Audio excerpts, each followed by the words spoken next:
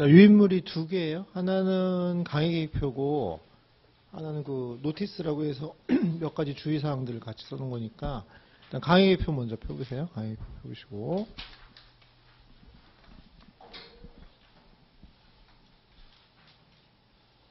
자, 인터랑 어드밴스 같이 듣는 무슨 들어보세요. 예? 인터 침착하고 인터에 거버죠. 뒤에 분 인터랑 같이 들어요? 그럼 인터는 뭘로 들어요? 인강으로 지금 듣고 있고 몇 강까지 들었어요?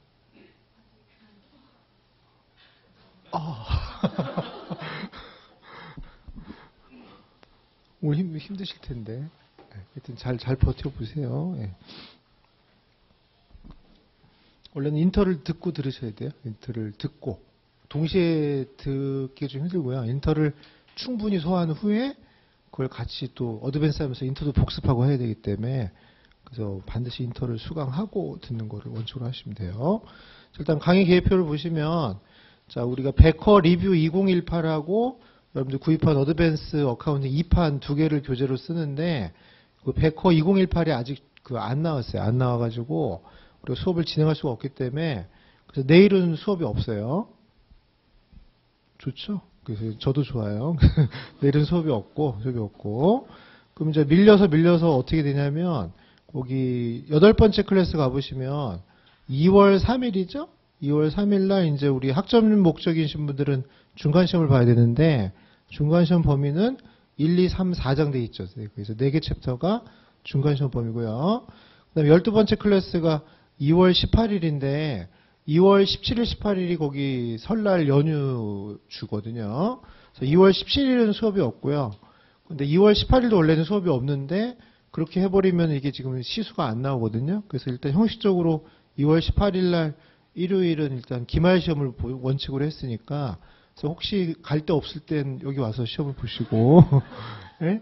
대부분 갈 데가 있을 테니까 그냥 학원 전체로 또 보충 시험이 있어요. 그러니까 그때 보시면 되니까 그 12번째 클래스는 그때 안 보고 딴 데 보셔도 되는데 어쨌든 시험 범위는 6장과 8장이 해당이 된다 이렇게 보시면 돼요. 일단 자, 그리고 토일 계속 수업이 진행이 되고 그다음에 이제 어드밴스가 양이 워낙 많기 때문에 인터에 한 2배 정도 됩니다. 양이. 그래서 양이 워낙 많다 보니까 특히 그 맨 마지막 10장 제목이 뭐라고 되어 있냐면 비즈니스 컨비네이션이라고 보이죠. 그래서 우리가 흔히 말하는 연결회계인데 이쪽이 워낙 어렵다 보니까 이쪽을 설명을 좀 자세히 해드리려고 시간이 부족합니다. 그래서 맨 마지막에 보시면 5, 7, 9장은 동영상 수업으로 대체를 해요. 그래서 5장, 7장, 9장은 그나마 그 중요도가 낮은 챕터니까 그건 동영상을 좀 보시고 중요성 있는 챕터들은 우리 수업 시간에 정리한다 이렇게 보시면 됩니다.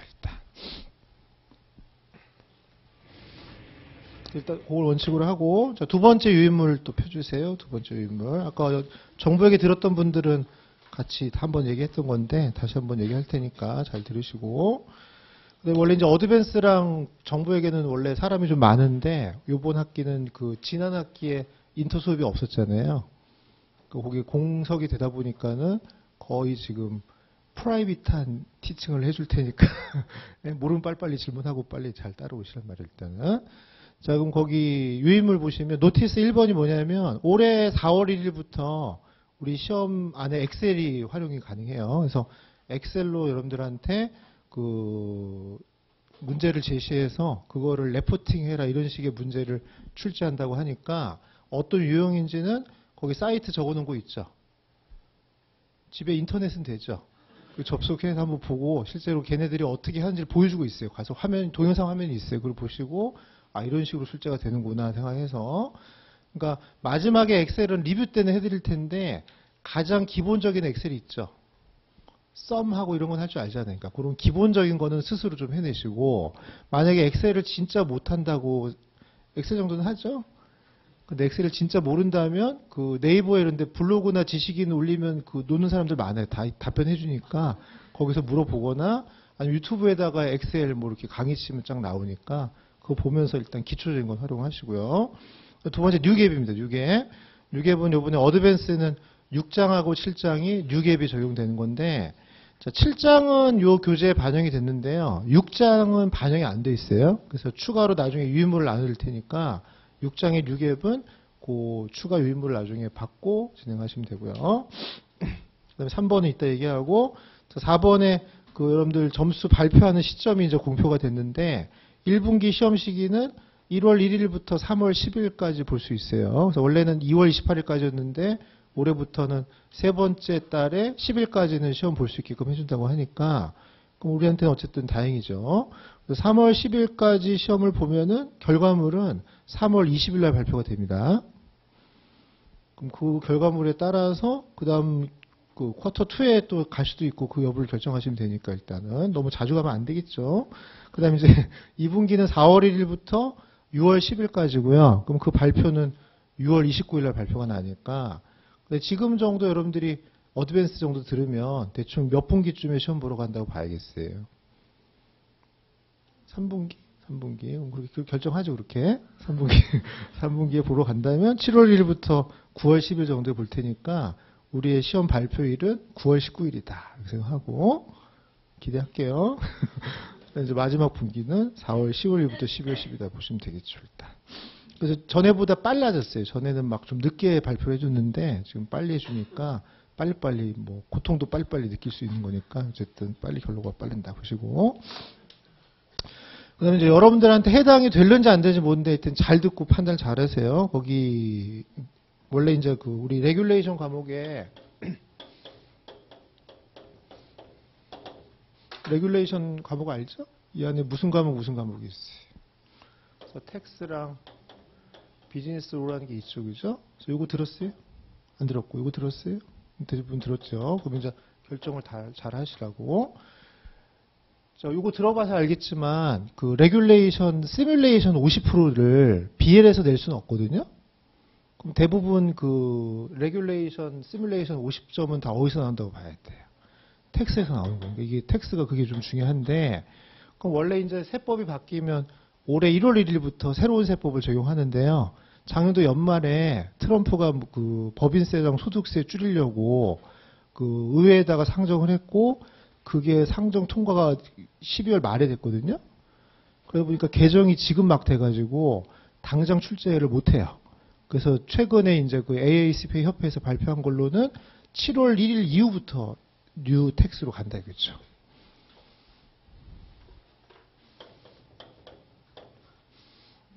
그러면 7월 1일 이후부터는 새로운 세법으로 출제가 되고 7월 1일 이전까지는 올드 세법으로 지금 출제가 된다면 여러분들은 이때 시험 보는 게 유리해요? 이때 시험 보는 게 유리해요? 할 수만 있으면 왼쪽에 보는 게 유리한 거예요. 근데 할 수가 있냔 말이에요. 그걸 이제 본인이 알아서 하는 건데 이걸 이미 들으신 분들은 가능할 것 같아요. 제가 볼 때 비즈니스로는 하나를 해결했으니까 빨리 그러면 텍스를 1월, 2월 달에 동영상으로 수강을 하여 그럼 정규 과정이 된 거잖아요. 그럼 아마 3월, 4월 정도에 리뷰 같은 경우를 해서 아마 6월 10일 날 레귤레이션을 보는 게 좀 효과적이지 않을까라는 생각이 든다 이거죠. 많이 바뀌었거든요. 그럼 이제 새로운 세법은 문제는 또 그 기출 문제가 없을 거 아니에요. 그럼 시행착오를 해가면서 또 고통스러운 나날을 보내야 되니 제가 볼 때는 그리고 이제 바뀌었기 때문에 기존의 문제는 안 고치겠죠. 그러니까 새로운 문제는 출제하지 않을 거기 때문에 기존에 어떤 형태가 나왔다 그 정도 수준에서만 나올 것 같으니까 아마 제가 볼 때 대비가 될 것 같아요. 그래서 되도록이면 상반기에 레귤레이션을 한번 보시는 게 전략적으로는 유리하나. 근데 그건 이제 그 밖의 상황인 거고 본인이 준비가 안 돼 있으면 못 하는 거니까 그러니까 그건 본인이 잘 의사결정을 잘 하시라고. 늦게 오신 분은 인터죠? 그러니까 어디 뭐예요?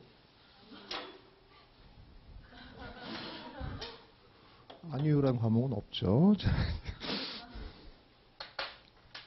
아시겠죠 무슨 얘기인지. 그래서 본인이 의사결정을 잘 하여. 아직 BL도 안 들었으면 좀 힘들어요. 그건 좀 접고 근데 BL 이미 들었다면 텍스트 한 과목만 들으면 되니까 본인 일정을 잘 조율하여 되도록이면 상반기에 한번 하는 게 고통 좀 적은 노력으로 똑같은 결과를 얻을 수 있는 상황이다 이렇게 생각하시라고.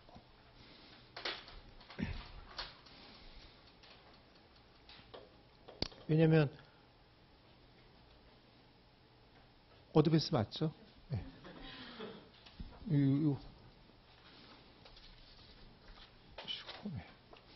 인터 들으셨어요? 들었어요? 의심스러운데.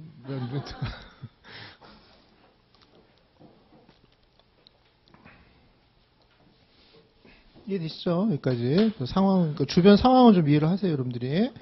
자, 그 다음에 그 밑에 오퍼튜니티라고 해서 자, 새로운 기회 요인들이 요즘 생겼기 때문에 그것도 설명드릴 테니까 잘 듣고 그것도 여러분들 잘 의사결정 잘 하셔요.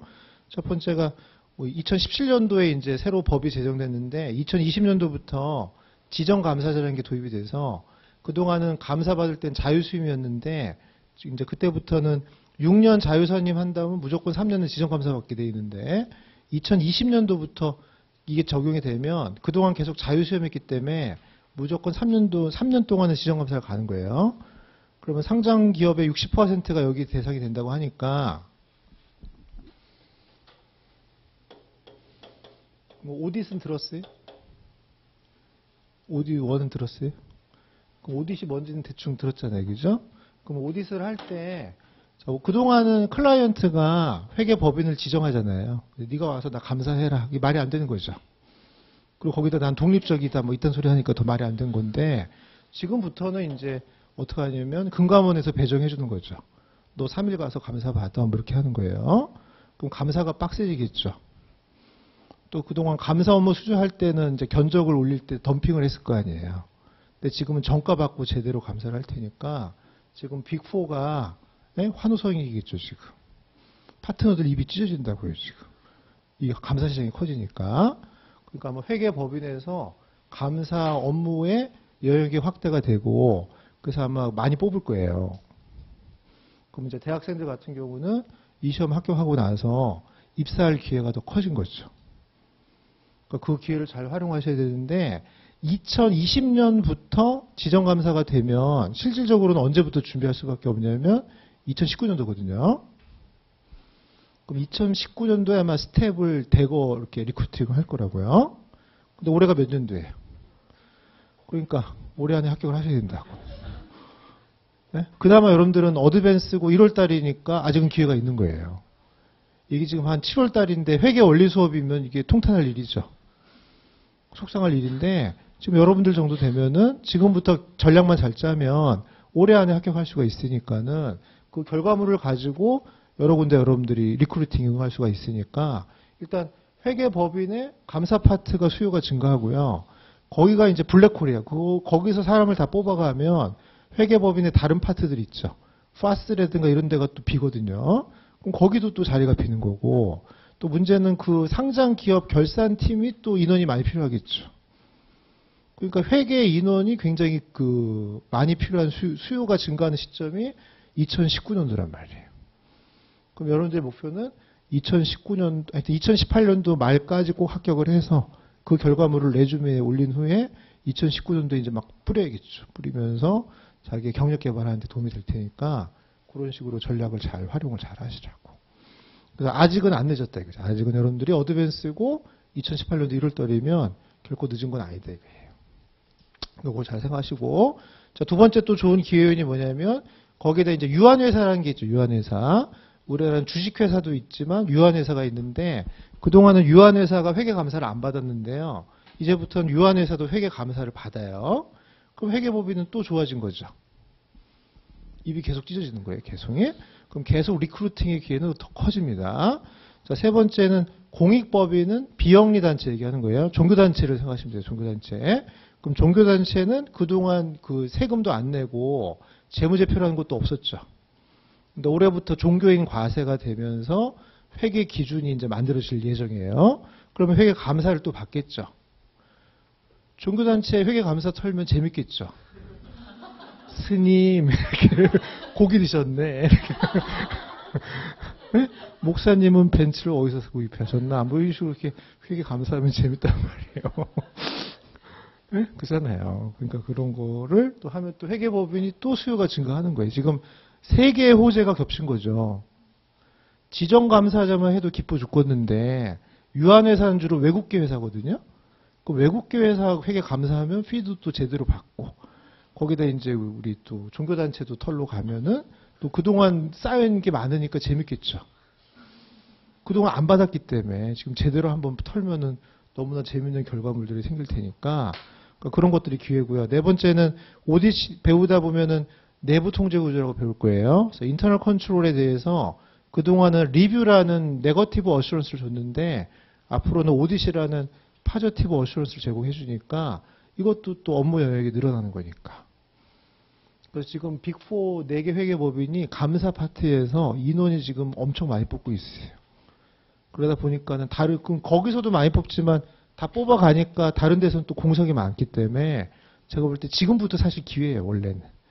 근데 여러분들 지금 공부하는 입장이니까 하여튼 올해까지 합격을 하면 2019 초반부에는 기회가 생길 텐데, 만약에 2019년도 6월 달에 합격하면 어떻게 되겠어요? 그럼 기차는 떠난 거죠. 그잖아요. 왜냐면 그러면 이제 2020년도에는 웬만한 사람들은 다 뽑았기 때문에 문 닫는다고요, 그때는. 그러니까 이 흐름을 잘 타시고요. 그래서 제가 볼 때는 올해 안에 하여튼 목표를 잘 설정을 하시라겠죠.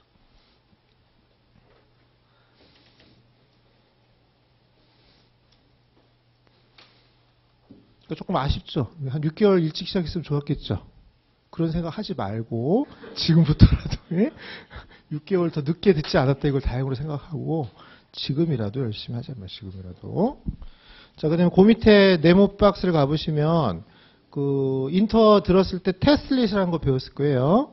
그래서 첫 번째 테스트릿에 가보면 멀티플 초이스 33문제가 있는 거예요. 그래서 그 문제를 풀고 나면은 두 번째 테스트릿에 가면 또 멀티플 초이스 33개가 기다리고 있는 거죠. 그 다음에 세 번째 테스트를 가보시면 시뮬레이션 두 문제가 있어요. 그리고 네 번째 테스트를 가보시면 시뮬레이션 3개가 있고 그 다음에 시뮬레이션 3개가 있어서 이 5개 박스를 4시간 안에 푸는 건데, 옛날에는 쉬는 시간을 안 줬거든요. 근데 지금은 거기 잘 안 보이긴 한데 세 번째 테스트를 끝나고 네 번째 테스트를 갈 때쯤에 보시면 밑에 조그만 글씨로 진짜 시력이 좋아야 되는데 잘 보시면 15분이라는 거 보여요? 그러니까 15분 동안 휴식 시간을 줘요. 그럼 15분 동안 뭐 화장실 갔다 오거나 뭐 이렇게 잠깐 머리를 쉬었다 이렇게 할 수 있으니까 중간에 15분 휴식 시간이 가능하니까 실제 총 수험 시간은 4시간 15분이죠. 4시간 15분 동안 시험 보는 거다 이렇게 생각하시라고요. 일단. 그다음에 맨 밑에 박스는 제가 이제 그 AICPA 협회에 가서 실제로 그 홈페이지에 나와 있는 그 걔네들 그 샘플 테스트에 테스트리 세 번째 들어가 본 거예요. 그 위에 상단부에 잘 흐릿하긴 한데 아이콘이 엑셀 아이콘 보여요? 그럼 그걸 클릭하면 엑셀이 실행이 되는 거예요. 그럼 엑셀 기능을 활용해서 여러분들이 그 표를 짤 줄 알아야 되는데, 인터에서 대표적인 표가 이제 삼각표 있죠. 본드의 디스카운트나 프리미엄 삼각표라든가, 또 리스 배웠죠, 리스. 그럼 캐피탈 리스 하게 되면 원금 이자 구분하는 표 만드는 거 있잖아요. 그거를 옛날에는 표를 줬는데 이제부터는 여러분들이 스스로 만든 함수를 집어넣어서 만들으셔야 되는 거고, 그다음에 우리 어드밴스 와서는 더 대박인 게 이제 현금 흐름표나 아까 얘기한 연결점제표 있죠. 그걸 스스로 엑셀로 만들어서 실행을 또 할 줄 아셔야 되고, 엑셀의 그 절정은 나중에 BEC 가보면 재무관리 있죠. 듣고 있죠, 지금? 그럼 재무관리 가보시면 MPV, IRR 뭐 이런 거 있어요. 이런 재무함수를 또 이용할 줄 아셔야 되기 때문에, 그러니까 그런 부분들을 나중에 리뷰 시간에 설명을 할 거예요. 하긴 하는데, 그 리뷰 시간 오기 전까지 썸은 할 줄 알아야겠죠, 최소한. 그러니까 그 정도 기초라 좀 해갖고 오란 말이에요. 대화가 돼야 되니까. 그러니까 엑셀이라고 해서 지금부터 막 엑셀에 너무 그 압박을 느끼지 말고, 기본을 돼야 무슨 엑셀을 하든가 말든가 할 테니까, 또 항상 떨어지면 엑셀 핑계를 댈 거라고요. 엑셀 탓이 아니에요. 원래 모르는 탓이에요. 그러니까 일단 기본 내용이 되는지를 먼저 생각을 하고 진행하시라고죠. 이해되시죠? 주변 상황 우리가 이런 말은 알죠? 뭐의 약자예요? 스트렝스, 위크니스. 그러면 이거는 뭐예요? 기회 요인은 뭐예요? 오디 시장이 커진다. 위협은 뭐예요? 엑셀이 나온다. 그죠? 그러잖아요. 그럼 이제 나는 또 나의 강점과 약점이 있겠죠? 강점은 없다고 봐야겠죠, 일단. 근데 약점이, 예? 그 내부적인 요인과 이런 외부 환경을 잘 비교하여, 그럼 이제 우리가 스트래티지를 짜는 거예요. 그럼 우리의 목표는 언제까지 합격하는 거예요? 2018년도까지 네 과목을 합격하는 게 전략이 돼야 돼, 전략이 돼야 되겠죠.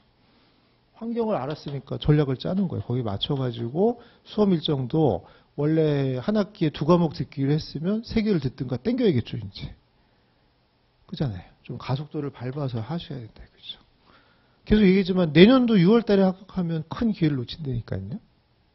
물론 개인이 뛰어나서 그 기회를 또 더 활용할 수도 있죠. 그럼 뭐 제가 개인기는 모르니까 잘 모르겠지만 전체적인 상황은 기회가 많이 줄어드는 건 명백하다 이거예요, 제가 볼 때는.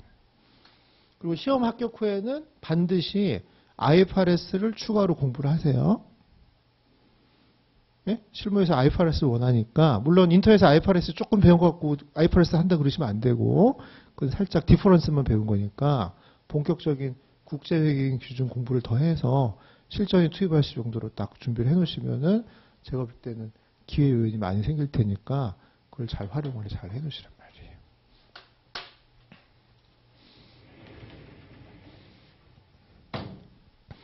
그리고 통상적으로 저런 수급이 막 변할 때 한 번 기회를 놓치면 그 기회가 잘 안 와요. 왜냐하면 한 번 쫙 채용이 됐기 때문에 그 사람들이 이직하려면 몇 년 기다려야겠죠.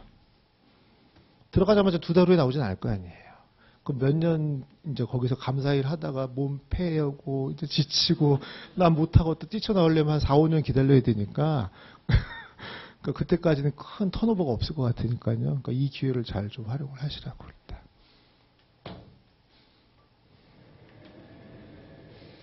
그래서 올해 말이었으면 아예 이런 얘기도 안 할 거예요, 제가. 왜냐면 속상하죠. 그래 이거 모르고 공부하는 게 나으니까 그냥 열심히 합시다 이런 얘기만 할 텐데 여러분들 아직 기회가 있으니까 좀 잘 생각해서 잘 일정을 잘 조율을 잘 하시라고.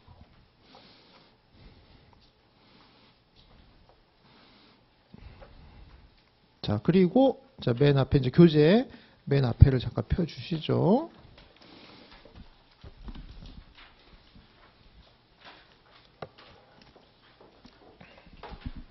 어드밴스 처음에는 항상 그 수험 전략을 제가 좀 설명드리니까 특히 지금 전략이 더 중요한 시점이 됐기 때문에 잘 듣고 어떻게 하면 인풋 대비 아웃풋을 잘 올릴 거냐를 좀 고민하세요.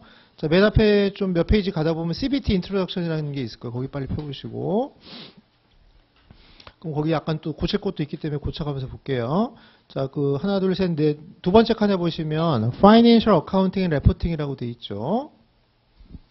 우리가 줄여서 학원에서 이제 FAR이라고 하고 재무회계죠, 재무회계. 자, 수험 시간은 아까 얘기한 것처럼 4시간이고 중간에 15분 휴식 가능하다고 했었으니까 어쨌든 4시간일 시험을 보는데 4시간은 240분이니까 240분 동안 시험 본다 이렇게 생각하시고요. 그다음에 테슬릿이 아까 5개였죠, 5개.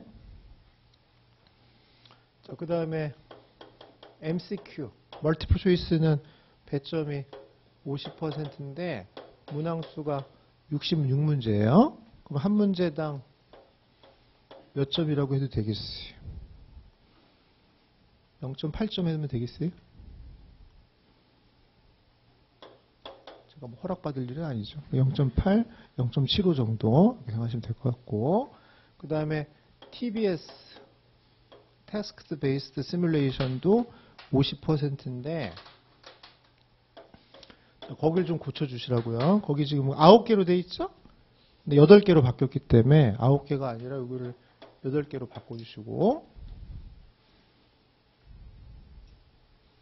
그럼 8개에 50점이면 하나에 또 몇 점 정도라고 할 수 있어요.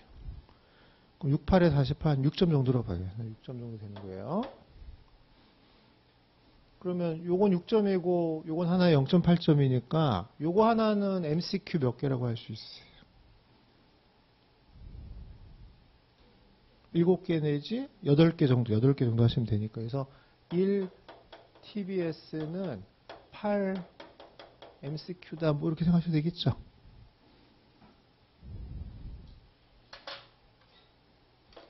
뭔 얘기인지 알겠죠? 그지? 그럼 이거 하나 틀린 거는 이거 몇 개 틀린 거랑 똑같은 거예요. 그러니까 그런 고통을 느끼셔야 돼요. 여러분들은 이거 하나나 저거 하나 똑같이 생각하잖아요. 그렇게 생각하시면 안 되고, 여러분들 8개 틀리면 속상하잖아요. 그거 이거 하나 틀린 거랑 똑같이 생각하시라고 일단. 그만큼의 위력이 있다 이렇게 생각하시라고. 우리는 100점을 구성이 돼 있다 이렇게 보시고, 자, 이 시험은 이제 요거 과목은 리튼 커뮤니케이션이 없고, 리튼 커뮤니케이션은 비즈니스 인브라먼트 앤 컨셉만 나오니까 일단 다행히 여기는 에세이가 없다 이렇게 보시면 됩니다 일단. 자, 그러면 수험 전략을 잘 설정을 해보면 75점을 받아야 되는데, 여기서 만약에 2개 틀리면 몇 점 받는 거예요? 4분의 1 날아간 거잖아요. 그럼 몇 점 정도 받는 거예요? 한 37점 정도 받는 거죠. 2개 틀리면 12점이 날아간 거니까 한 38점 정도 받는 거니까, 여기가 38점 정도면 여기서 몇 점 받아야 돼요? 37점 받아야겠죠? 그럼 가능해요? 불가능해요? 그럼 가능하고, 근데 만약에 여기서 하나 더 틀리면 어떻게 되겠어요? 여기서 몇 점 빼야 돼요? 6점을 빼고 여기서 6점을 더 받아야 되니까, 그럼 몇 점이 돼요? 42점이면은 50점 중에 42점 받는 거는 힘들 것 같죠? 그럼 8개 중에 최대 몇 개 틀려야 돼요? 2개죠, 2개. 일부러 틀릴 필요는 없는데, 최대 2개니까 3개 틀리면 가는 거예요. 어디로 가는지 모르겠지만 간다 이렇게 생각하고, 8개 중에 3개 틀리면 안 된다 이런 마인드로 생각하신다고. 그러니까 많이 틀려야 2개다 이렇게 생각하시라고. 그래서 이 시험은 MCQ가 중요해요? TBS가 중요해요? TBS가 중요하고, 왜냐면 MCQ는 뭐 50% 비중도 비중이지만 66문제가 들어가 있고요. 66문제를 그들이 만들려면 그 풀링으로 막 그 시뮬레이션 문제가 나오게 하려면 만약에 한 10배수만 넣었어도 660문제죠. 10배수를 집어넣었다면. 20배를 넣었으면 1200문제일 거 아니에요. 그럼 1200문제 유형을 대비할 수는 없는 거죠. 그리고 복골 보기에 어떤 문제가 나올지도 몰라요. 그러니까 여러분들 그냥 이거 준비하면서 그냥 이거 같이 준비하시면 되는데, 대충 100컷 문제만 푸시면 이건 대부분 다 대비가 된단 말이에요. 근데 이제 문제는 이런 유형에 대해서는 내가 준비가 안 돼 있으면 큰일 나는 거고, 아까 엑셀이 안 됐는데 엑셀로 그 레포팅을 해라 그런 시뮬레이션이 나오면 그 틀리면 또 가는 거죠. 그러니까 이거에 대해서 충분히 대비를 하셔야 되는데, 자, 그동안 이제 수업 시간에는 나왔던 유형들에 맞춰서 대비를 하지만, 새로운 유형은 우리가 그 순간 나오는 거니까 알 수가 없으니까, 그럼 새로운 유형이 한두 개 나온다고 가정했다면 그동안 나온 유형에 대해서는 거의 다 맞춘다는 생각으로 가야겠죠. 그래서 각 챕터, 각 수업마다 이런 유형이 나온다고 별표 친 거는 반드시 준비가 되셔야 된다. 그렇죠?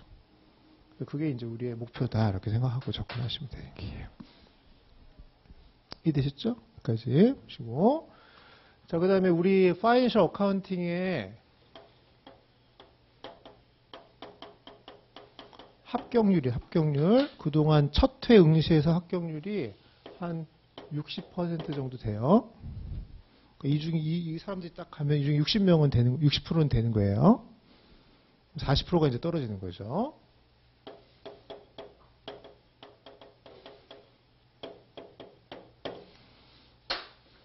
그러면 첫 응시에서 60%가 합격을 하고 40%가 떨어진 이 시험이라면, 예? 합격의 비결이 더 중요해요? 불합격의 비결이 더 중요해요? 오히려 불합격의 비결을 피해가야겠죠.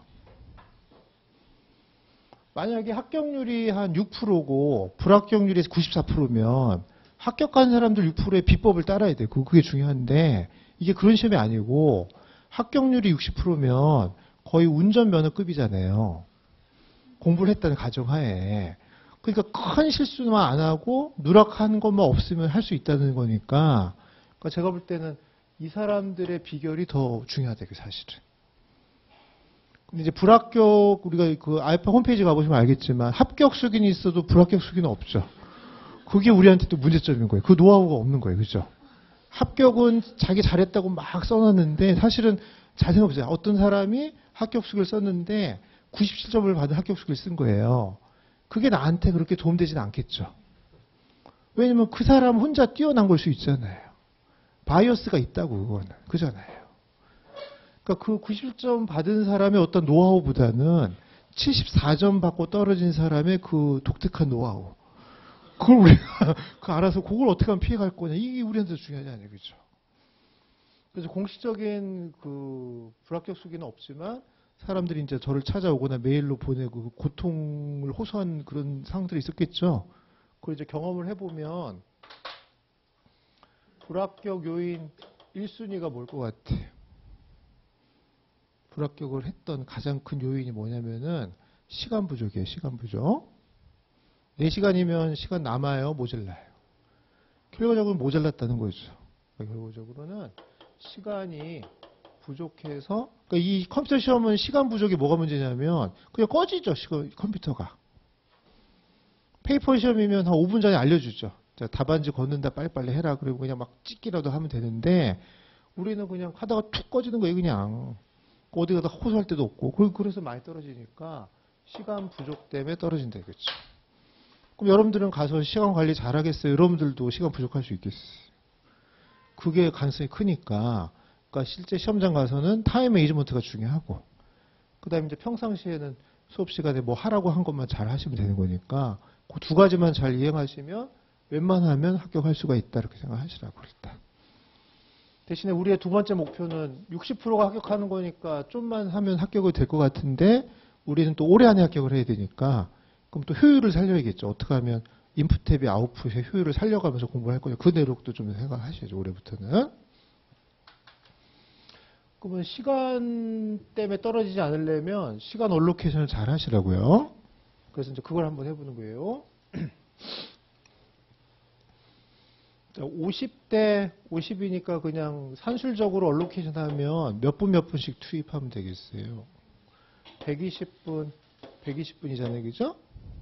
그럼 66문제를 120분에 푸니까는 한 문제당 몇 분이에요? 2분이죠. 8문제를 120분 안에 푼다면 한 문제당 몇 분이겠어요? 15분이겠죠. 그럼 시뮬레이션 한 문제 15분 모자라요? 남아돌아요? 모자랄 가능성이 크죠. 종합문제 걸리면 큰일 나는 거니까. 그럼 결과적으로 어떻게 하겠어요? 여기서 한 20분 빼다가 여기로 이동시켜야겠죠. 그래서 결국 100분 안에 이걸 해결하시고요. 140분에 여기를 투자하는 게 제가 볼 때 리즈너블 하니까 그런 식으로 이렇게 하시면 되고, 제일 좋은 건 뭐냐면 다 끝났는데 한 10분 남는 게 제일 좋아요. 아쉽죠? 그게 좋아요. 아슬아슬 칼같이 딱 떨어지고 그러면 가는 거예요. 그러니까 그걸 꺼지면 가는 거예요. 그러면 안 되고, 내가 다 했는데 시간 보니까 그 컴퓨터에 10분 남았다. 이러면 제일 좋은 거예요. 그러면 그냥 아쉬운 채로 나오는 게 그게 제일 좋은 거예요. 그래서 인터넷에서 충당금 배웠죠.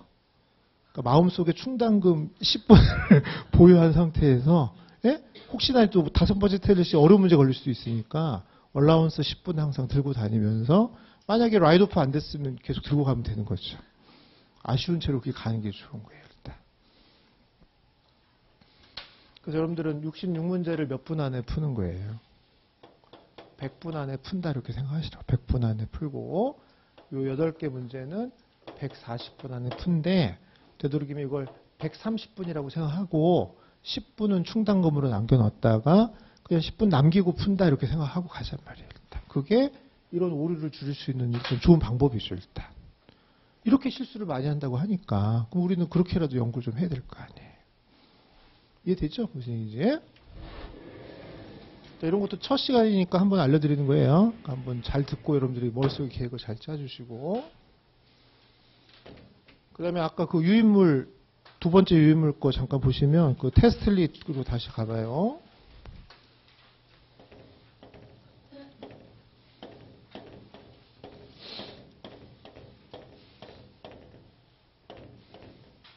이렇게 테스트 박스가 돼 있죠. 이렇게. 자, 그럼 1번 테스트릿이 가보면 MCQ가 33문제가 있다 이거예요.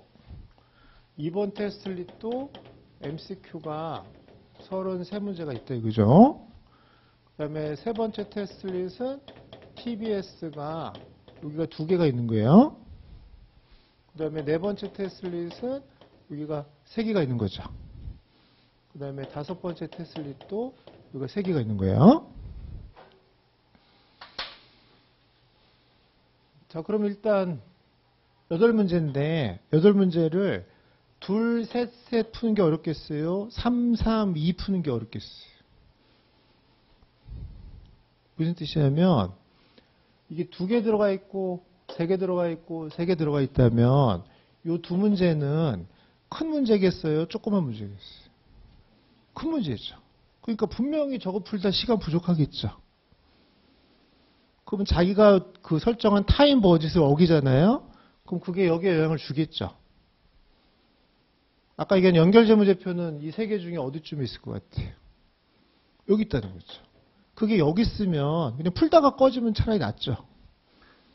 근데 문제는 이걸 다 풀고 여기까지 가면서 시간이 부족하겠죠. 그때 마음의 결정을 잘 하셔야 돼요. 그러면 그냥 내가 할 수 있는 시간 안에서만 푼다 이렇게 해야지 저걸 다 풀었다가는 뒤에가 큰일 난단 말이에요. 우리가 페이퍼 시험이면 이 모든 걸 한 번에 볼 수 있잖아요. 4시간 동안 이걸 다 풀라고 하면 뒤에 저 같으면 이거부터 먼저 보고 어떤 문제가 나왔는지를 생각한 다음에 MCQ 난이도 조절해가면서 빨리빨리 정리를 할 텐데 이 시험은 여기 들어가면 이건 모르잖아요. 그러니까 할 수 없이 그냥 시험 과목 5개 본다고 생각하셔야 돼요. 할 수 없어요. 그럼 자, 빨리빨리 결정해 보세요. 얘는 배점이 몇 점이에요? 25점이고 얘도 25점인 거죠. 그리고 얘는 몇 분 안에 풀어야 돼요? 50분 안에 푸는 거 50분 안에 100분 배정하기로 했으니까 그럼 얘도 50분 안에 푸는 거예요. 그러니까 머릿속에 그걸 딱 들고 가란 말이에요. 현장 가서 얘는 50분 안에 끝낸다 이렇게 생각하라고요. 근데 50분이 됐는데 30개는 풀었고 3개는 못 풀었어요. 그럼 어떻게 되겠어요? 찍어야죠 그냥. 좀 빨리 풀지 그랬어요. 좀 빨리 풀었으면 됐잖아. 그러니까 50분이 약속된 50분이 됐는데 30개는 풀고 3개를 못, 상식으로 해봐요. 30개를 못 풀었다면 아니 30개 못 푼 게 큰일 났지. 30개는 풀었고 3개를 못 풀었다면 그 3개는 어려운 거겠죠 지금. 그럼 거기서 시간 더 붙여봤자 맞출 확률도 떨어지고 시간은 더 들어갈 확률이 크죠. 그럼 로스컷을 해야죠 사실. 그럼 차라리 3개를 찍으란 말이에요. 3개 다 틀리면 어떻게 돼요? 몇 점 나가요? 2.4점이죠. 3개 정도 틀려도 되잖아요. 그러니까 그 2.4점 먹으려고 여기 나중에 시간 부족하면 안 되니까 50분이 되면은 그냥 남은 건 찍는다 이렇게 생각하시라고 일단. 그러니까 33문제를 다 맞추려고 하시면 안 되는 거예요. 33문제를. 이 안에서도 충당검을 가져가라. 33개 중에 몇 개까지는 틀려도 되겠어요. 75점이니까 4분의 1이면은 몇 개예요?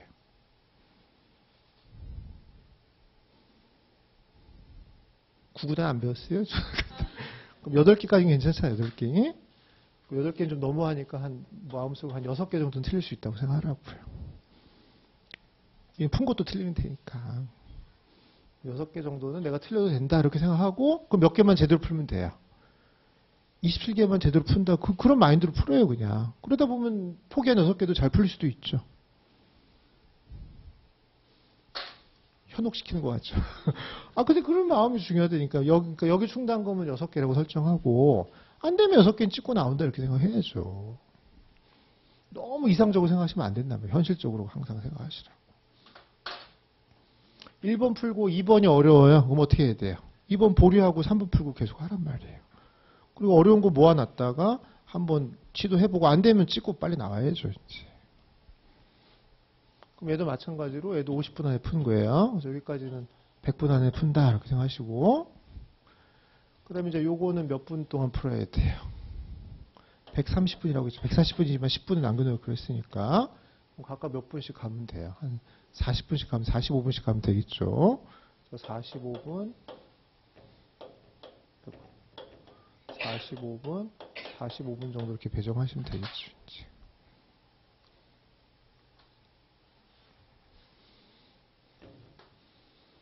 그러면 두 개를 45분 동안 푸니까 큰 문제를 하더라도 한 문제당 한 22분씩은 투자할 수가 있으니까 그 한도 안에 마찬가지예요. 여기도 45분, 맥스 50분까지 시간 됐는데 다 못 풀었으면 그냥 놓고 나오세요.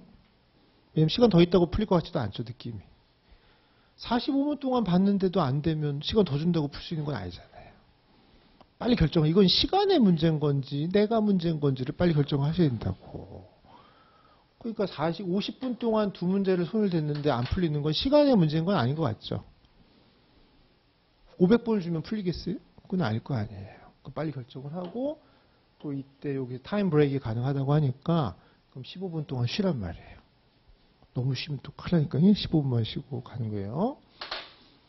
이때 가서 또 마찬가지로 이런 전략으로 잘 하시면 제가 볼 때는 아까 그 실패자의 오류 첫 번째는 어떻게 해서든 피해갈 수 있겠죠. 그러나 이렇게까지 했지만 또 시험장 가서는 또 막상 해보면 또 안 되겠죠. 그러니까 어떻게 하겠어요, 그 다음부터는. 그래서 평상시에 이렇게 연습을 하셔야겠죠. 그래서 문제를 풀 때, 자, 100허는 최소한 3회독을 푸는 거예요, 3회독을.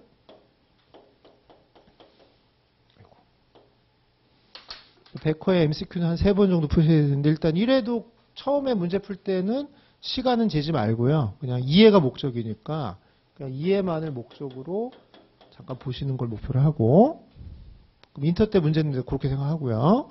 지금 인터 문제를 다시 한번 풀면 2회독이죠.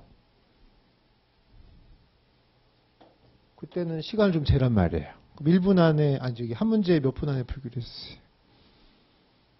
1분 30초 안에 풀어야겠죠. 그래서 한 문제를 MCQ 하나당 1.5분 안에 푸는 연습을 좀 연습을 하시라고.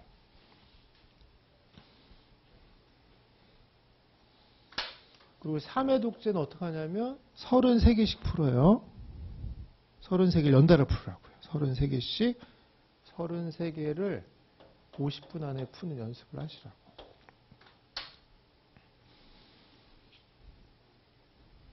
여러분들은 어떤 습관이 있냐면 1번 문제를 풀잖아요. 그럼 2번으로 가요? 해답으로 가요? 해답으로 가죠.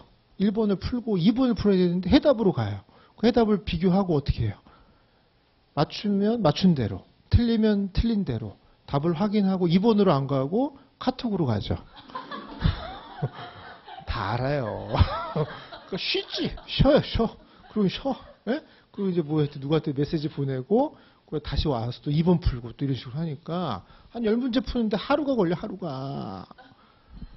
근데 문제는 시험장 가서는 4시간 동안 쉬지도 않을 거면서 평상시 이렇게 쉬엄쉬엄 해갖고는 적응이 안 되겠죠. 뇌도 적응을 못할 거 아니에요.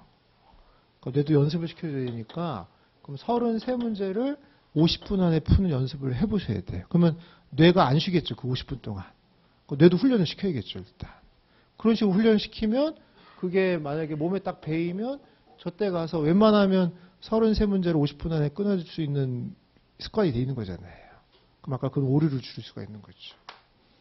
그러니까 이런 쪽으로 체계적으로 좀 노력을 하시란 말이에요. 일단. 이렇게 해서라도 어쨌든 한 명이라도 불합격률을 줄여보려고 하는 거니까. 이렇게 했다고 무조건 되는 건 아니죠. 근데 어쨌든 이렇게 자꾸 그 사람들의 오류를 자꾸 하나씩만 피해가면 승률을 높일 수가 있는 거니까 이런 식으로 접근을 하시라 이거죠. 어쨌든 그건 그거고 요 8개 중에 몇 개 이상 틀리면 안 돼요. 3개 이상, 2개까지는 괜찮아요. 그러니까 3개 이상 틀리면은 큰일이다 이렇게 생각하시고.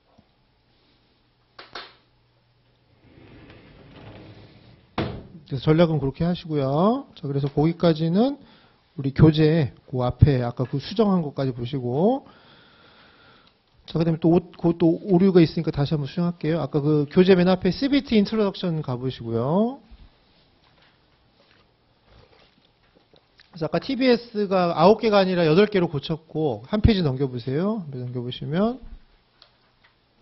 마찬가지로 그 테스트 구성 내역도 1번, 2번, 3번, 4번, 5번 중에 4번 가보시면 TBS가 4로 돼 있죠. 그걸 TBS 3으로 고치시면 되니까. 그래서 2, 3, 3이다. 2, 3, 3 이렇게 외우시면 되죠.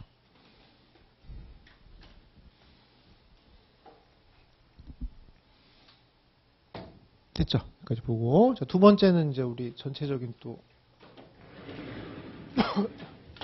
수 없는 전략을 한 번 더 짜는 거예요. 자, 이 시험은 100점은 없어요. 99점이 만점이기 때문에 최고 점수는 99점이에요. 빵점은 있어요. 빵점은. 그러니까 시험장 갔다 그냥 나와버리세요. 그럼 빵점 나올 테니까 빵점은 있다. 이렇게 생각하시고. 자, 그런데 이제 여기 커트라인이 75점이죠.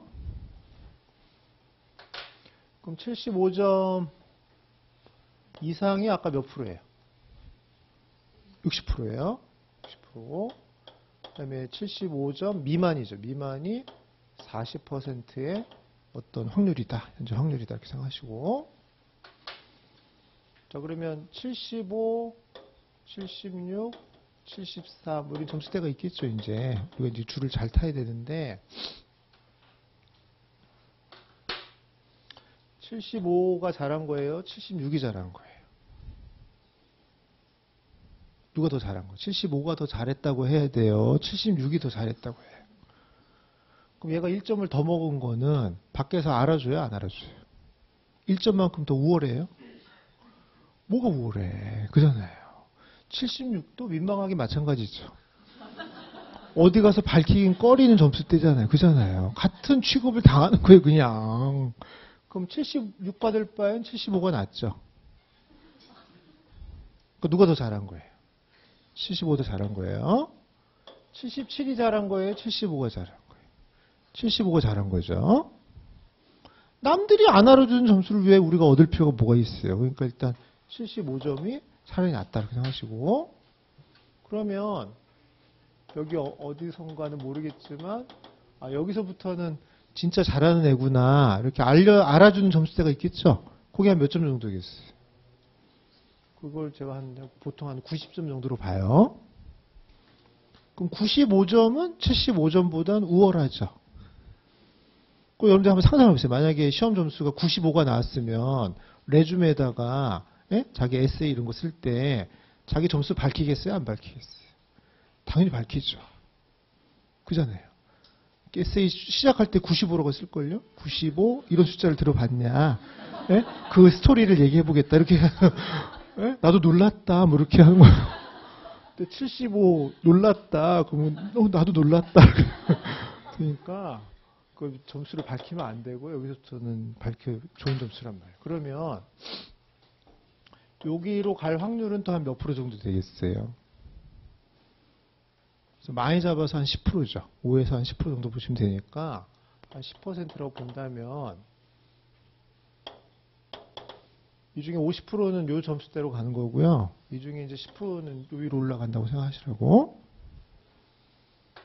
제가 그냥 이름을 붙여서 여기가 1레벨이고 여기를 2레벨이라고 하는 거예요.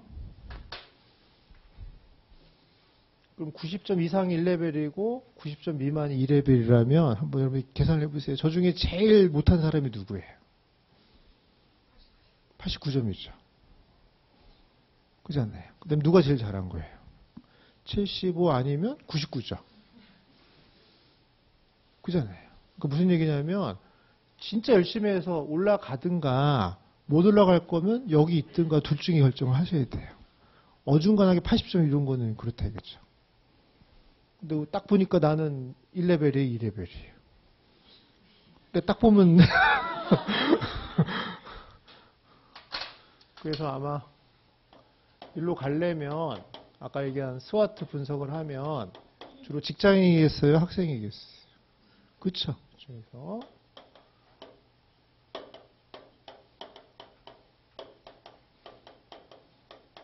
왜 그래요?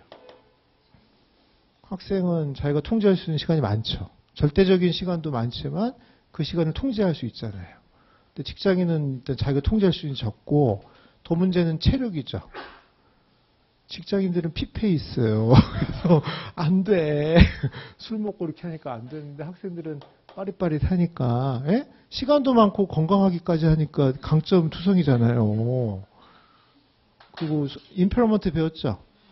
덜 돼 있으니까 얼마나 좋아요. 그러니까 이 사람 그리고 또 취업을 해야 되니까 동기부여도 되잖아요. 더. 그러니까 여러모로 하여튼 일로 갈 가능성이 큰 거예요. 거기다 전공자냐 비전공자냐 요인도 있겠죠. 또 영어 능통자냐 아니냐 이런 요인도 있을 테니까 그러면 그 세 가지 요인이 다 아닌 사람이 있다면 처음부터 목표를 이걸로 잡아야겠죠. 그잖아요. 처음에 이 학원 올 때는 뭐 90점을 꿈꿔본 적도 있었겠죠. 그런 생각은 하지 말고 지금부터는 내 목표는 75다. 네 과목 전부 75 받아서 합격하면은 그건 진짜 잘한 거죠. 그래서 남들보다 한 3개월 일찍 합격하는 게 더 잘하는 거라고요. 80점 네 과목 받아서 3개월 늦게 합격하는 것보다 75점씩 네 과목 합격해서 남들보다 3에서 6개월 빨리 합격하는 게 더 잘하는 거라고요.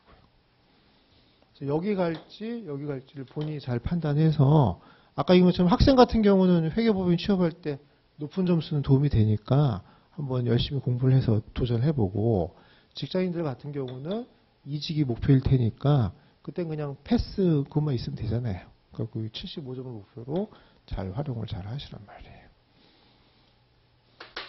그러니까 이 점수는 더 받지 말라고요. 더 받을 수 있죠. 우리가 더 받을 수 있는데 더 받지 말고 그 노력을 다른 과목에다 얼로케이션해서 시간을 단축하는 데 쓰란 말이에요. 일단. 그럼 이런 게 왜 중요하냐면 제가 먼저 내일은 수업이 없지만 보통은 토요일, 일요일 수업을 2회 연속을 하면 다음 주 토요일 날 숙제를 내줄 때 숙제량이 많을 거 아니에요. 그래서 만약에 100문제를 숙제를 제가 내주면 숙제를 언제부터 해야겠어요? 일요일 날 숙제를 내주면. 일요일 저녁부터 해야 되잖아요. 그러나 이제 알죠. 여러분들 집에 들어가면 쉬어야지, 예? 누워야지 하니까 못하고 이제 월요일 날 출근하다 보면은 뭐 숙제는 생각도 안 나고, 예? 그리고 이제 회식하고 하다 보니까 벌써 금요일인 거예요. 근데 100문제는 한 3문제만 풀어놓은 거예요. 그럼 어떻게 하겠어요? 그러니까 안 오죠. 안 와. 그 다음 주 토요일에 안 와요. 그럼 이제 200문제가 쌓이죠. 서서히 이제 낙오가 되기 시작한 거예요. 그러니까 그 사람 머릿속에는 100문제를 다 풀어야 된다고 생각하는 거잖아요. 본인의 목표 점수는 75점이에요? 100점이에요? 75점이면서 왜 다 풀려고 하냔 말이에요. 그죠? 목표는 75점에서 하는 행동을 왜 100점처럼 하냐고요. 그러면 안 되는 거예요. 그러면 75문제만 풀어갖고 오면 되잖아요. 시간이 없으면. 그것도 힘들면 50문제만 풀란 말이에요. 50문제 풀면 수업 시간 와서 반은 알아듣겠죠? 그 나머지 25%만 동영상 보면서 다시 메꾸면 되는 거니까 안 되면 그런 식으로도 좀 보완을 해야 되는데 완벽하지도 않을 거면서 거의 완벽할 것처럼 해버리니까 맛이 가는 거예요. 포기를 하게 되는 거죠. 이제 문제.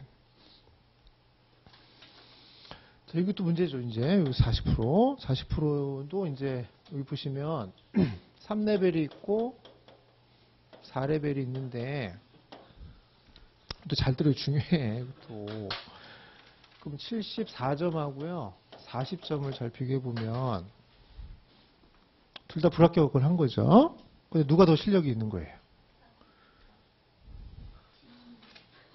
아이고, 그렇게 얘기하면 이제 뭐가 돼요? 당연히 이 사람 실력이 있고 이 사람은 공부를 안 한 거죠. 그죠?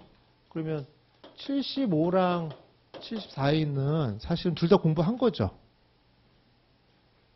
74, 76, 75는 제가 볼 때 거의 같은 사람이에요.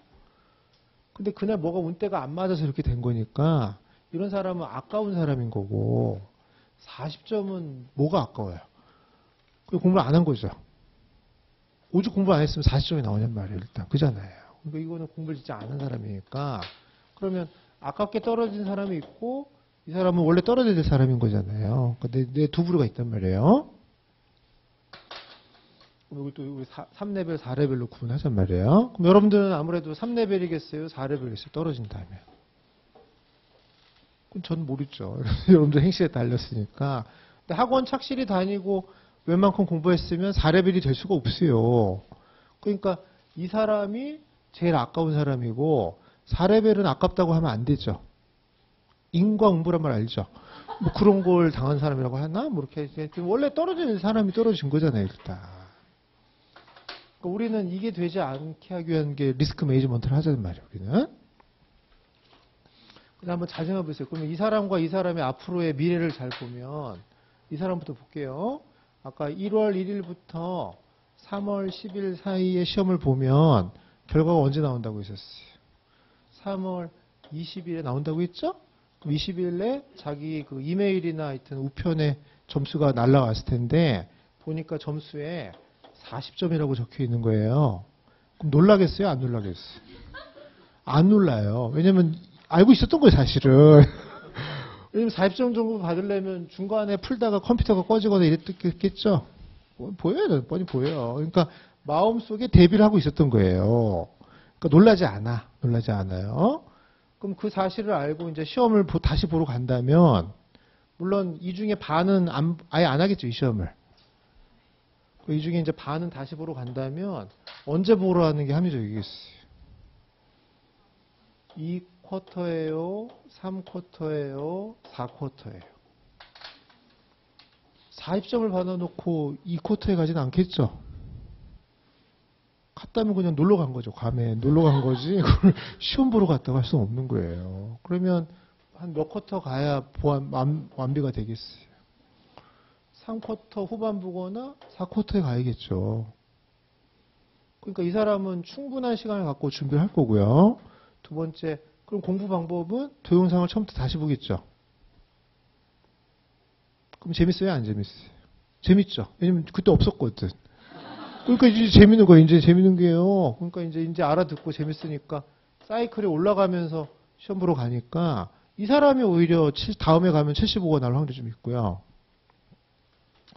이 사람은 자기 점수표에 75라고 75가 아니라 74라고 적혀 있는 거예요. 놀라겠어요? 안 놀라겠어요? 놀라죠? 그 충격을 이겨내려면 또 며칠이 걸릴 거 아니에요. 놀라게 돼 있어요. 사람이면 놀라게 돼 있다고. 그리고 당연히 시험을 언제 보러 가겠어요? 이때 보러 가는 거예요. 근데 자기가 왜 1점이 부족한지 충분히 이해가 안 된 상태에서 또 가니까 또 74가 나올 확률이 크죠.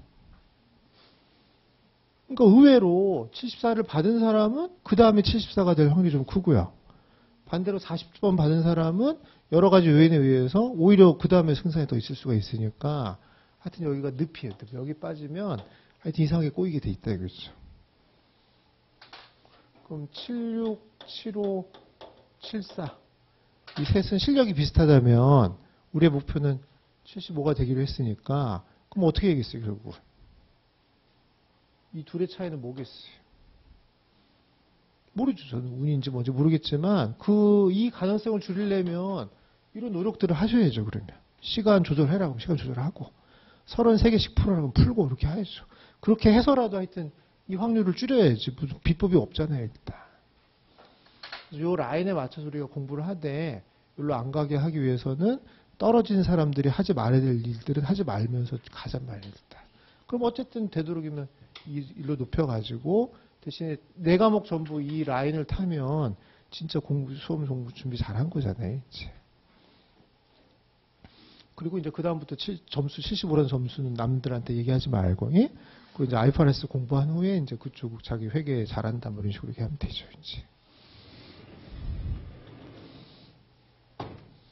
그래서 학생을 제외한 직장인은 이제부터 목표 점수는 몇 점이에요? 75점이다. 예? 나는 하여튼 4분의 3만 맞추면 된다. 이렇게 생각하시고, 그러면 충당금이 생겨요. 4분의 1이 충당금이 생기니까, 그럼 여유가 있으니까, 다 못 풀어도 확실히 끊고 나올 수 있는 여유가 생기잖아요. 근데 그걸 머릿속에 안 심어 놓으면 몇 개 못 풀면 마치 떨어질 것 같은 패닉이 걸리거든요. 33개인데 5개를 못 풀었다. 그럼 벌써 이 멘탈이 간다고. 그러면 2, 3 테스트릿에 영향을 주죠. 또 그 정신 상태가. 그러니까 나는 그 마음의 준비가 돼 있었으면 가볍게 스킵하고 갈 수도 있는 거니까 그런 식의 여유를 갖고 좀 하시란 말이에요. 일단. 특히 지금은 더 중요하죠. 지금 아까 얘기한 것처럼 올해 안에 합격을 하시는 게 유리하다고 했으니까 시간 조절은 그렇게 해 놓으시라고요. 이해됐죠? 여기까지. 자, 그 다음에 이제 우리 파이낸셜 어카운팅은 수험 과정이 어카운팅 프린시플을 기본으로 하는데 AP는 뭐 여기서 듣건 뭐 학교에서 듣건 뭐 본인이 개인적으로 하건 하는 거고, 그 다음에 이제 인터도 들은 거고, 듣기만 한 거죠? 그 다음에 이제 어드밴스 하고, 정보 얘기하고, 그 다음에 이제 리뷰하고, 그 다음에 이제 시험 보러 가는 거예요.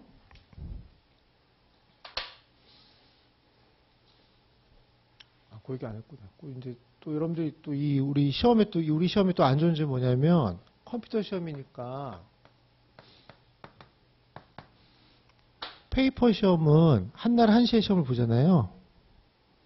그러니까 학원에 홈페이지에 D- 며칠 해놓고 다 같이 그날 위해서 열심히 하자 그렇게 해서 으쌰으쌰 그렇게 하면 되는데 이건 컴퓨터 시험이니까 각자 날짜가 다 다르다 보니까 어떤 일이 생기냐면 학원에서 전체적으로 가이드를 해줄 수가 없어요. 그럼 개인적으로 하셔야 되는데 여러분들이 시험 보러 가는 날짜를 지금 모르죠. 그러니까 어떤 일이 생기냐면 그러면 당신은 시험을 언제 보러 갈 거냐 물어보면은 실력이 다 완비되면 간다 이런 얘기를 한다고요. 그날이 안 와요. 왜냐하면 이게 밑장 빠지듯이 알죠? 무슨 하나 해놓으면 밑에가 확 빠지기 때문에 실력이 완비되는 시점은 올 수가 없어요. 그러니까 어떻게 해야겠어요? 날짜를 미리 정하셔야 돼요. 날짜를 정해서 그날에 맞추는 거죠. 그날에 맞춰서 대충 완성도 75% 맞춰서 그날 쿡 가는 거지 내가 100% 됐을 때 간다 그럼 갈 수가 없어요. 그거는. 그러니까 지금부터 날을 정하시란 말이에요. 그럼 아까 몇 쿼터에 가기로 했었어요? 4쿼터면은 뭐 예를 들면 11월 며칠이다. 그걸 미리 딱 날을 정해놓으면 그러면 벌써 그때부터 카운팅이 되죠. D- 며칠 남은 거 나오니까 그럼 그거를 이제 휴대폰 그런 앱이 있죠. 카운팅하는 앱.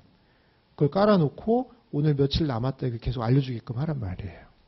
그럼 졸다가도 앱을 보면 번쩍 뜨겠죠. 각인을 하셔야 돼. 이 말을 꼭 명심하고요. 시험 날짜를 정하면 사람이면 집중을 하게 돼 있고요. 그럼 어떤 노력까지 하냐면 직장인들이 시간이 없으니까 그러면 그 백화에 있는 문제 있죠. 그거 모바일로 볼 수 있어요? 없어요? 될걸요 아마? 그죠? 하든가 아니면 안 되면은 스마트폰으로 찍어요. 그러면 출근하면서 10문제 풀 수 있죠. 출근하면서 10문제 풀라고요. 또 퇴근하면서 10문제 풀면 하루에 몇 문제 풀 수 있어요. 지하철에서 20문제를 풀라고요. 그럼 100일이면 2000문제 풀죠. 그걸 하루 날 잡아서 몇 시간씩 풀지 말고 그런 식으로 왔다 갔다 하면서 나를 정해놓으면 그 노력까지 하게 돼 있다고요. 또 밥 먹으면서도 문제 풀겠죠. 잠도 줄이겠죠. 그잖아요. 근데 내가 다 되면 간다? 그럼 그런 노력을 안 해요, 절대. 그냥 내가 공부할 시간 찾아서 그 시간만 딱 공부하고 말기 때문에 그럼 절대 그 시험에서 승산이 생길 수가 없어요. 그러니까 제가 제일 권장하는 건 나를 받아놓고 날에 맞춰서 자기가 시간이 부족하면 이제 자기가 꾀를 내게 돼 있어요. 그러면 지하철에서 풀든가 하여튼 뭐 하면서 풀든가 직장인은 짬 시간을 이용하지 못하면 방법이 없어요. 그 시간을 잘 활용을 잘 하셔야 돼요. 술 먹으면서도 풀어요, 그냥. 잠깐, 이렇게 해서 술 먹으면서 난 3문제 풀어야지, 그러고 술 먹으러 가라고. 그렇게라도 독하게 해야 된다니까. 술 먹고 돌아와서 또 자기 전에 2문제 풀고 자든 그렇게 하라고. 그건 날짜가 정해지면 그렇게 하게 돼 있다. 그리고 날짜가 정해지면 술 먹으러 안 다니겠죠, 사실은. 그렇게 생각하시고. 그럼 이제 보통 시험을 직장인들은 밤에 2번 갈 걸 계획하잖아요. 더 가고 싶어요? 2번에 하시죠. 그래서 보통은 어떻게 많이 하냐면 두 과목을 많이 배정을 하죠. 이 2과목이 무슨 과목이 제일 많아요? 어카운팅하고 오디팅이 많고 여기 이제 레귤레이션하고 BC인데 뭐 이렇게 하셔도 되는데 근데 이제 이대로 가면 약간 뭐가 문제냐면 2개가 다 합격을 해야 되는 거죠. 그러나 여기서 만약에 하나가 미끄러지면 어떻게 돼요? 3개가 되잖아요. 그러면 쫄려가지고 둘둘 준비한 사람이 하나씩 있다면 이 3개가 될 확률이 떨어지겠죠. 그래서 제가 볼 때 하나, 둘, 하나? 하면 3번 가는 거죠. 그러니까 그런 폐해를 없애기 위해서는 되도록이면 3하나로 가라고 3하나. 그래서 BS나 레귤을 하나 더 집어넣어서 되도록이면 3과목을 뭉쳐서 되도록이면 3과목으로 가라고요. 그러면 여기서 하나 떨어져도 둘둘이 되는 거잖아요. 그리고 절대 이렇게 공부하시면 안 되는데 2개 끝내고 돌아와서 공부해서 2개 보러 간다 이러시면 안 돼요. 이 2개마저도 한 반은 해놓고 가셔야 돼요. 시험 보고 오잖아요? 그럼 전투력 급감해요, 그냥. 괌에 무슨 병이 돌았는지 갔다만 오면 사람이 풀어져. 그러니까 절대 갔다 와서 예를 들면 레귤레이션 BL과 텍스를 그때부터 시작하면 절대 안 되고 최소한 BL이라도 들어놓고 갔다 와서 텍스트만 듣는 이렇게 하셔야 돼요. 지금은 전투력이 지금 많을 때잖아요. 열심히 할 때인데 문제는 갔다만 오면 딱 떨어져요, 그냥. 그러니까 요때 추가로 공부할 시간이 능률이 떨어지니까 요 전에 많이 해놓으시라고. 그럼 실제 시험을 이렇게 보러 간다 하더라도 요 과목의 반은 미리 다 들어놓으시란 말이에요. 근데 제 생각에는 이렇게 가는 게 좋다 이렇게 생각하시고, 그럼 가서 이제 시험장 가서 세 과목을 본다면 가장 자신 있는 것부터 먼저 봐야겠어요? 가장 자신 없는 것부터 봐야겠어요? 자신 없는 것부터 봐야겠죠? 걔는 포기할 거니까. 그러니까 왜냐면 시험 첫날이 제일 떨리잖아요. 분명히 가서 버벅될 거예요. 그러니까 분명히, 그러니까 사실은 더 좋은 건 얘도 이날 들고 가서 4개를 보라고요. 수수를 좀 더 내고. 그러니까 첫 번째 과목은 벙커죠. 거짓 시험을 보는 거예요, 가서. 예? 그럼 가서 그냥 구경하러 가는 거죠. 가서, 아, 이거 계산기는 이렇게 하는 거구나. 예? 그리고 프록터는 저기 있구나, 위치가 있구나.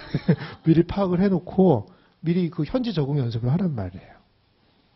그게 만약에 이게 레귤레이션이면, 좋은 팁이니까 잘 들어봐요. 레귤레이션이면 아까 텍스는 대부분 다 시뮬레이션 나온다고 했으니까, 그럼 시뮬레이션 총 몇 문제예요? 텍스도 8문제거든요? 그럼 시험장 가서 만약에 이게 레귤레이션이면 요거를 첫날 보고 MCQ는 풀지도 말고요. 빨리빨리 넘어간 다음에 시뮬레이션 있죠. 8개를 눈으로 이렇게 복사를 해갖고 나오세요. 눈을 어떻게 홍채를 잘 인식해서 복사를 카피를 떠보란 말이에요. 그걸 잘 외워갖고 나오면 다음번 시험 보러 갈 때 똑같은 문제가 나올 수 있죠.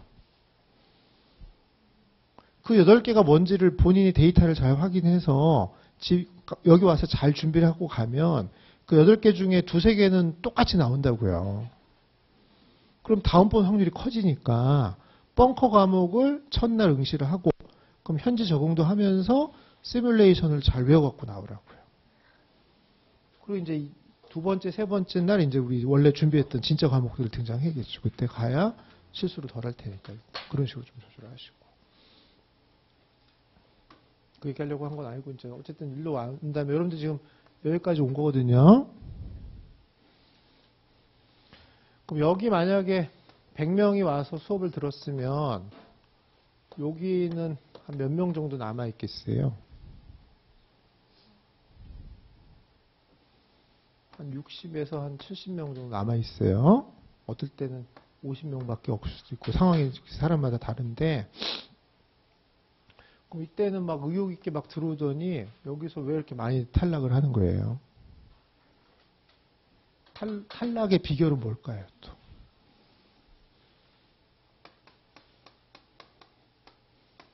수포자란 말은 알죠?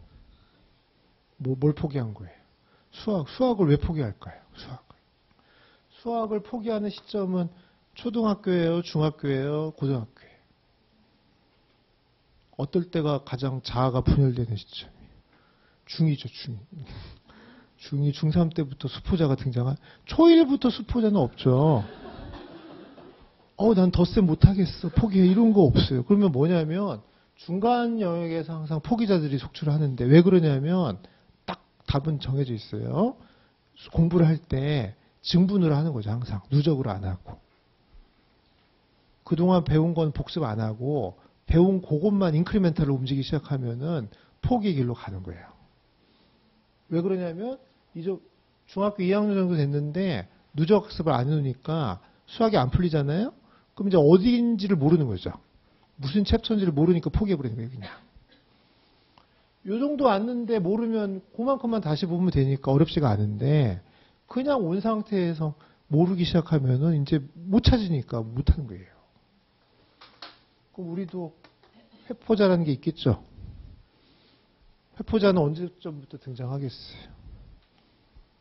오늘부터. 요때 많다, 이거죠. 아마 2월 중순부터 많아질 거예요. 왜냐면, 마찬가지죠. 증분으로 하니까. 무슨 뜻이에요? 1, 2월에 어드밴스를 하면 인터도 같이 복습을 하라는 소리겠죠, 제 얘기는. 그래서 1, 2월은 어드밴스 1회도 인터 2회도 하셔야 돼요. 안 그러면 나중에 이거 기억이 안 나요. 그러니까 지금이라도 인터책 갖고 다니면서 또 제가 중간중간에 인터 얘기를 해줄 거예요. 그러면 분명히 인터책 보면 별표 쳐져 있는데 제가 얘기하면 못 알아들었다면 그 문제가 있는 거니까 빨리 체크를 하고 그렇게 하시라고. 그럼 또 3, 4월에 검어 들을 때 어떻게 얘기했어요? 그때 또 어드밴스를 이해도 해야겠죠. 그런 식으로 누적을 하면서 끌고 다니셔야 돼요. 그래야 중간에 포기한 일이 없는데 문제는 이거는 그냥 들은 추억만 있고 여기서부터 이래버리면 여기서부터는 어려운 거 듣는데 기억도 안 나면 가는 거예요. 제가 볼 때. 그러니까 반드시 누적 학습을 꼭 하시고.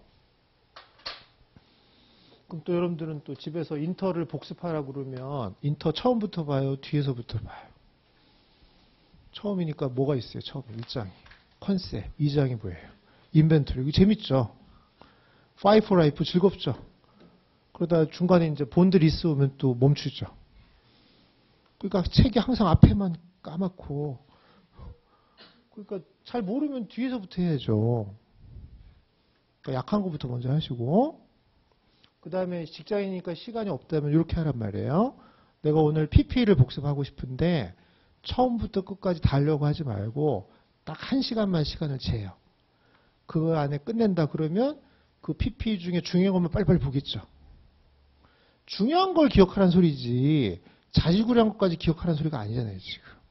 그럼 그 챕터의 아주 핵심적인 중요한 걸 계속 기억하려면 시간을 재요, 그냥. 나는 1시간 안에 얘를 뛴다. 그럼 그 시간에 중요한 것부터 보게 돼 있단 말이에요. 근데 시간 안 재면 또 앞에 첫 페이지는 깨알같이 보다가 중간에 자고 있죠. 그딴 식으로 하지 말란 말이에요. 중요성 위주로 공부를 하시라고. 이건 명심을 하세요. 반드시 누적을 하셔요, 누적을. 너의 실력이 오늘 뭐냐 그러면 지금까지의 누적 채워야 되지.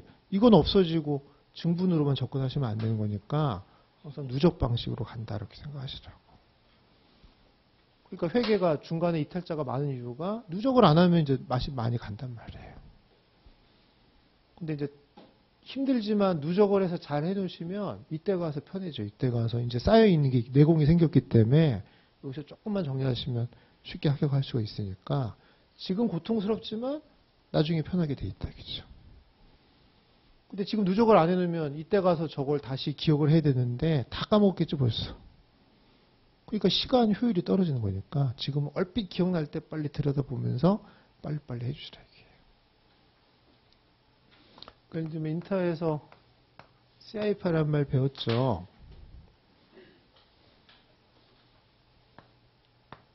인벤토리예요, PP예요. 그럼 둘 다 배웠죠. 이런 현상들. 그래서 이제 그 인벤토리 시간에는 진행 기준, 완성 기준 배웠죠. 그럼 진행 기준 할 때 CIP 안에는 공사 원가하고 이익도 같이 넣기로 돼 있었죠. 완성 기준이면 그냥 원가만 집어넣고 한다는 거 배웠죠. 안 배웠어요? 배웠죠. 배웠어요. 거기 가보면 별표, 이렇게 별표가 있고요. 그 다음에 이제 PP는 건설 중인 자산이니까 그 CIP는 감가상각 안 하죠. 그 다음에 건설 중에 발생한 이자는 자산 처리예요, 비용 처리예요? 자산 처리하는 거니까 그럼 요 안에 PP, CIP는 이자도 들어가 있죠. 그럼 그 이자를 avoidable interest라고 해서 건설 관련 이자를 계산하는데 그때 또 AA라고 기억나요? 뭐의 약자예요? average accumulated expenditure라는 걸 계산해서 거기다 금리를 곱하면 회피 가능한 이자가 나오죠. 근데 그게 특정 차입금이면 그 금리를 그대로 적용하고 일반 차입금이면 가중평균하고 그렇게 배웠잖아요. 거기도 별표 쳐 있죠? 가보면. 그러니까 지금 이런 기억이 조금 있을 때 빨리 들여다보란 말이에요. 그래서 제가 수업 시간에 이런 얘기를 했는데 분명히 별표가 쳐져 있는데 나는 못 알아들었다. 그럼 그걸 집에 가서 그날 확인된 날이라도 하란 말이에요. 한 번에 다 하려고 하지 말고 하여튼 중요한 건데 생각이 안 나면 빨리 들여다보고 그렇게 하시라고. 그렇게라도 따라다니면서 하시라겠죠. 그러니까 1, 2월이 여러분들한테 힘든 날이죠. 왜냐하면 이거가 인터의 분량이 2배인데다가 이걸 또 2회 독을 같이 하고 다녀야 되니까 이때가 하여튼 딱 변곡점이라고. 1, 2월이 여러분들 전체 시험 과정에 변곡점이고 요걸 성공하시면 정벽엔 조금 쉬워요. 여긴 계산량이 적으니까 조금 쉬운 내리막길이 되는 거니까 하여튼 여기가 절정이다 이렇게 생각하시라고. 분명히 힘들 거는 예상이 되고요. 아까 얘기한 마지막 챕터 비즈니스 컨비네이션이 굉장히 어려운데 그래도 아무리 힘들어도 뛰쳐나가시면 안 돼요. 딱 그렇게 생각하세요. 만약에 힘들어서 뛰쳐나가잖아요. 그럼 다시 들어오면 처음부터 다시 하셔야 돼요. 자기가 뛰쳐나간 그 시점부터 다시 하는 게 아니죠. 영화보다 중간에 포즈하고 그때부터 다시 이게 무슨 영화 드라마도 아니고 그럼 처음부터 다시 올라가셔야 되는 거니까 뛰쳐나갈 땐 그 각오를 하고 뛰쳐나가시죠. 그래서 연결할 때는 제가 문도 열어놓고 할 거예요. 나가라. 나가고 싶으면 나가라. 네? 근데 나갔다가 다시 들어올 때는 거기서부터는 시작할 수가 없는 거예요. 처음부터 다시 시작해야 되는 거니까 본인이 그건 각오를 단단히 하고 하셔야 된다. 그래서 이거는 회계를 하면서 많이 시행착오한 사람들의 특징이에요. 이때가 제일 재밌죠. 증분밖에 없으니까 이때는. 근데 이때부터는 누적을 안고 생활을 해야 되니까 기억해가면서 이걸 하려니까 힘든 거니까 그 작업을 반드시 좀 잘 해내셔야 된다고. 이해되셨죠? 여기까지. 그래서 그런 점을 우리 어카운팅 할 때는 주의를 하시고 그 다음에 하나만 더 얘기하고 잠깐 쉴게요. 저 회계는 거래를 장부에다가 기록해서 재무제표까지 만드는 게 회계라고 배웠죠. 자, 그러면 회계는 장부가 더 중요해요? 재무제표가 더 중요해요? 재무제표다 이렇게 생각하시고 회계를 잘하려면 제일 좋은 방법은 뭐냐면 이거 다 외우세요. 재무제표를 이해랑 관계없이 외우는 거예요. 그냥 재무제표를 머릿속에 다 외워놓고 그래야 북키핑이 내가 여기다 장부를 북키핑하면 어떻게 흘러갈 건지가 보이겠죠. 부분적으로 이해하시면 안 되고요. 전체를 일단 외워놔요. 외워놓고 그럼 내가 데뷔 크레딧에 뭘 넣으니까 얘는 BS 어디로 갈 거고 얘는 IS 어디로 가서 이렇게 될 거라는 걸 자꾸 생각하면서 하셔야 돼요. 그게 귀찮아도 또 그걸 몇 번 하면 그게 또 안 하면 또 찜찜해요. 그러니까 자꾸 생각하게 돼 있으니까 처음부터 길을 잘 들이시면 돼요. 요거 처음에 요거 할 때 얘가 어디쯤에 될 건지를 자꾸 생각을 하시고. 하나만 더 얘기하면은 제가 권장하는 또 그 공부 방법 중에 하나가 어차피 여러분들이 US 갭을 배우는 거니까 여러분들이 좋아하는 미국 기업들이 있을 거 아니에요. 없군요. 미국의 지금 시가총액 1등이 누구예요? 애플이죠, 애플. 2등이 누구예요? 구글이죠, 구글. 그다음에 요즘 많이 올라간 기업이 아마존이 있죠. 페이스북도 있죠. 뭐 그런 기업들이 있을 거 아니에요. 그럼 자기가 평상시에 좋아했었던 그런 기업의 재무제표를 최소한 하나라도 스마트폰에 다운로드를 받으라고요. 그럼 실제로 재무제표를 봐야죠, 사실은. 재무제표 BS, IS가 어떻게 되는지를 요 교재에서만 보지 말고 실제로 실물을 보란 말이에요. 보면 이게 상호작용을 한다고요. 그럼 내가 배운 걸 거기서 확인하기도 하고 또 거기서 본 게 또 우리 수업하다가 나올 수도 있으니까 그럼 또 공부하는 재미가 들려요. 내가 이런 거 분석하려고 공부를 하는구나 이런 생각을 할 것이기 때문에 반드시 재무제표 한 세트를 다운로드 받아갖고 계속 보시란 말이에요. 그리고 거기 잘 세팅이 되면 이제 수업용으로는 그렇게만 하고 요게 쌓이면 그 기업을 계속 매년 다운로드 받아보세요. 그럼 그 기업을 몇 년 동안만 연구하다 보면 그 기업 재무제표의 전문가가 되는 거죠. 그럼 아마존이라는 기업을 한 5년치 재무제표를 5년 동안 지켜보면 이 기업의 실제 행태랑 재무제표가 어떻게 흘러가는지 분석도 되는 거니까 그것도 공부가 되는 거니까 그것도 한번 해보시란 말이에요. 그래서 어떤 사람이 있냐면 회계도 합격하고 오디트도 합격했는데 재무제표를 본 적은 없어요. 그런 사람도 있을 수가 있다고요. 그럼 그 사람은 그냥 외워서 빨리빨리 75점 된 거지만 사실은 전문가라고 할 수는 없죠. 재무제표를 감사하는 게 오디트인데 본인은 재무제표를 본 적도 없어요. 그잖아요. 또 재무제표를 만드는 게 어카운팅인데 본인 재무제표 본 적도 없어요, 그냥. 대신에 암기력이 좋아서 그냥 빨리빨리 암기하다 보니까 합격은 한 거죠, 이제. 근데 그래갖고는 지식이 응용될 수가 없으니까 이거를 외우는 거를 권장합니다. 그리고 반드시 샘플 재무제표 하나 다운받으시라 이게요.